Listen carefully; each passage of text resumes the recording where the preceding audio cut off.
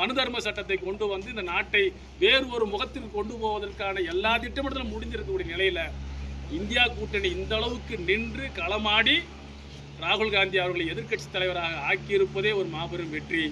நிச்சயமாக இந்தியா கூட்டணி சிதறாது, இன்னும் வலுவோடும் வீரியத்தோடும் போராடும்.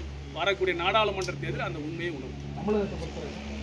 நிச்சயமாக தமிழகத்திலும் அதே நிலை தான். தமிழகத்தை பொறுத்த வரைக்கும் இன்னும் கூடுதலாக தமிழ்நாட்டை பொறுத்த வரைக்கும் இந்தியா கூட்டணி என்பது இங்கே திராவிட முன்னேற்ற கழக தலைமையில் அமைந்திருப்பது, திராவிட முன்னேற்ற கழக தலைமையிலான கூட்டணியை எப்படியாவது பிரிக்க வேண்டும் என்பதற்காக வேண்டி பல்வேறு முனைப்புகள் முஸ்லீம்கள் இங்கே நடத்தப்படுகிறது, பல்வேறு திட்டங்கள் இங்கே நிறைவேற்றப்படுகிறது. ஒரு சில விவாதங்கள் பிரச்சனைகள் நிச்சயமாக கூட்டணிக்குள்ளே வரும். வேறு வேறு கொள்கைகள் கொண்டவர்கள் தான் எல்லாரும் ஒரு கொள்கையை ஒரே சித்தாந்தத்தை கொண்டவர்கள் சொன்னால் எல்லாம் ஒரு கட்சி ஆகிட்டு இருப்போம்ல. எல்லாரும் கம்யூனிஸ்ட்டுக்கு ஒரு கொள்கை இருக்கிறது, மனிதநேய மக்கள் கட்சிக்கு ஒன்று இருக்கிறது, விடுதலை சிறுத்தைகள் ஒன்றை சொல்லும், எல்லாருக்கும் கொள்கை இருக்கிறது.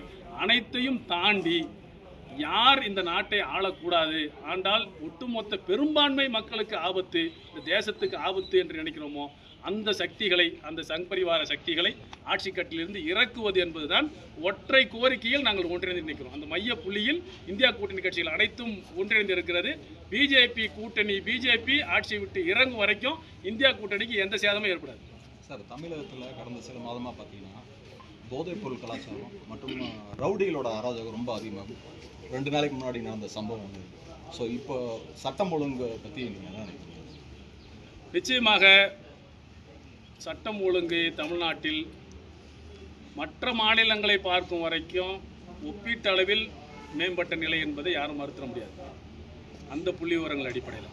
ஆனால் நம்முடைய மாநிலத்தில் போதை கலாச்சாரம் பெருகி இருக்கிறது.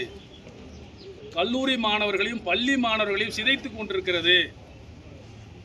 இதை கட்டுப்படுத்த இரும்பு கரம் கொண்டு நடவடிக்கை எடுக்க வேண்டிய ஒரு நிலையில் தமிழ்நாடு இருக்கிறது என்பதில் எந்த மாற்று கருத்தும் இல்லை. தமிழ்நாடு அரசு நடவடிக்கைகளை எடுக்கிறது, ஆனால் இந்த நடவடிக்கை போதாது.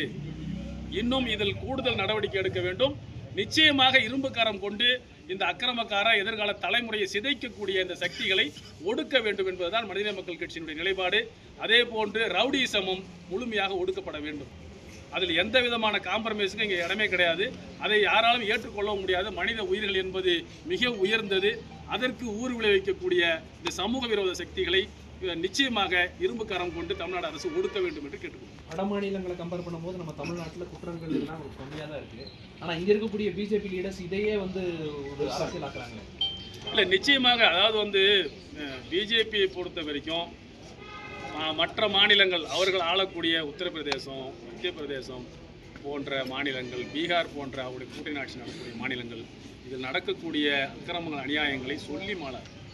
மக்கள் படக்கூடிய அவதிகள் சொல்லி மாளாது. அந்த அளவுக்கு தான் இருக்கிறது. ஆனாலும் தமிழ்நாட்டை குறிவைத்து தமிழ்நாடு என்பது என்னவோ மிகப்பெரிய ஒரு காட்டுமிராண்டி காலத்தில் இருப்பது போன்றவும் அவர்கள் எல்லாம் அங்கே வளர்ச்சி பெற்ற மாநிலமாக அவர்கள் நடத்தி கொண்டிருப்பது போன்ற ஒரு மாயை உருவாக்குறாங்க.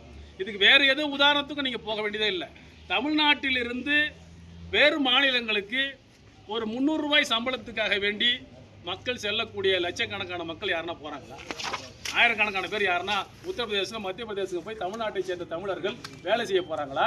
அல்லது மத்திய பிரதேசம், உத்தரப்பிரதேசம், பீகார் போன்ற மாநிலங்களிலிருந்து தமிழ்நாட்டை நோக்கி ஆயிரக்கணக்கான பேர், லட்சக்கணக்கான பேர் வராங்களா? இதிலிருந்தே இந்த 2 மாநிலங்களுடைய நிலைகளை நம்மால் புரிந்து கொள்ள முடியும். குற்றங்களிலும் மற்ற வளர்ச்சி பணிகளிலும் இன்றைக்கு பின்தங்கி இருக்கக்கூடியது எதுன்னு சொன்னால் வட மாநிலங்கள் தான். இன்றைக்கு வளர்ச்சியாகட்டும், அதே போன்று குற்றங்கள் நடப்பதிலும் ஒப்பீட்டளவில் இன்றைக்கு குறைவான ஒரு மாநிலமாக தமிழ்நாடு இருக்கிறது. இன்னும் நடக்கக்கூடிய இந்த சம்பவங்களையும் இன்னும் கண்காணித்து தெளிவாக இன்னும் நடவடிக்கைகளை எடுக்க வேண்டும் என்பதுதான் என்னுடைய தேங்க்யூ.